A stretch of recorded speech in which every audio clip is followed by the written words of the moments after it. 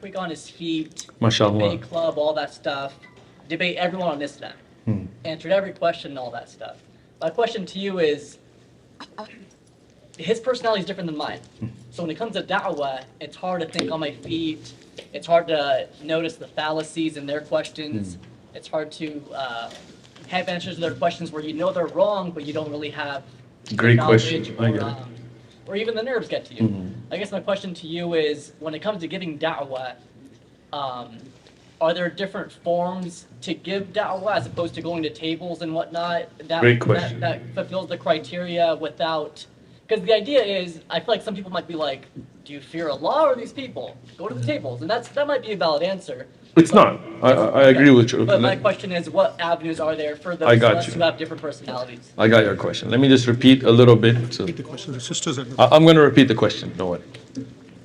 So the question, in summary, correct me if I'm wrong, is that some people are quick on their feet when they speak, so they're able to respond. Some people are not. Sometimes when you have stress or somebody puts you on the spot, and even if you know the answer, sometimes it's not able to convey it. And some people cannot take the stress of street da'wah, which is stressful. Me and Dr. Sabir were just discussing this issue that street da'wah is not for everybody because it does take a lot of stress. As the brothers who do it here in Fresno, they know. So the question is there another venue that a person can do da'wah, or no, must one go out to the street and stand on tables? And the answer is no doubt there are other venues, right? Da'wah is done as a collective effort of a ummah, right? That's why in essence it's a fardul kifaya, even though when it's not being fulfilled it becomes a fardul ayn. If you look at the Sahaba radiallahu anhum, not every one of them did the same thing, right? And not every one of them had the same skill set. When the Prophet ﷺ was giving da'wah to Banu Tamim said, give us your da'wah in poetry. Because the Arab were shu'ara, they like to hear in poetry. The Prophet ﷺ said, Lastu bi sha'ir, I'm not a poet. So he told Hassan radiallahu anhu, the Sahabi who was a poet, to give them da'wah in poetry. But Khalid bin Walid didn't really give da'wah with poetry, right? A little bit different style, right? Abu Hurairah radiallahu anhu memorized 5,000 plus hadith. But I don't know of the likes of Ukasha radiallahu anhu to have memorized those hadith. So what does that mean? Everybody has a skill set. You have a skill set. Your brother Burhan that you mentioned has a skill set. Our sisters have skill sets. Our brothers have different skill set. Use your skill set for the da'wah, right? Some brothers are quick on their feet. Allahumma barik, even though I'm not one of them, but they go out, somebody asks a question, they have an answer. Allah gives them that ability. Amazing. They should go out and give da'wah on the tables. Some people are not. So they can be in the background, right? We have One Message Foundation, that's our da'wah channel. We have many brothers that you will never see in a video.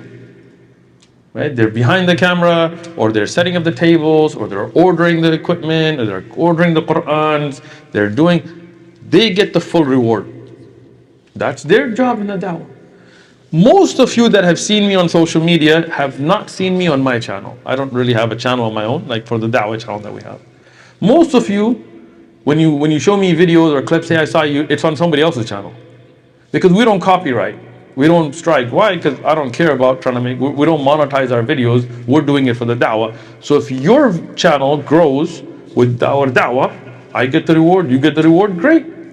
So there are many sisters in their houses, munaqqibat, muhajjibat, that never make a video of themselves, but they start these kind of channels, clips and shorts and so on, and they post our clips, and we get tons of people that take their shahada from watching those videos that contact us.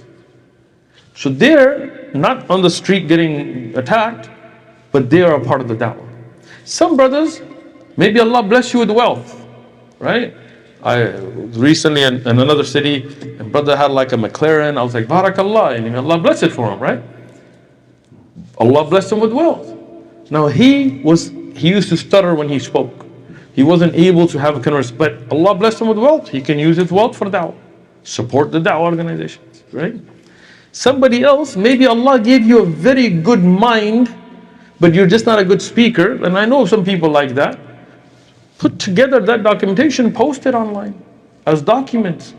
Go to the du'at and say, okay, here's an argument you can use. Like, I had a brother come up to me, he was a scientist, researcher guy, and he was talking about some very deep Quranic scientific miracle. I can't do that research, but he could.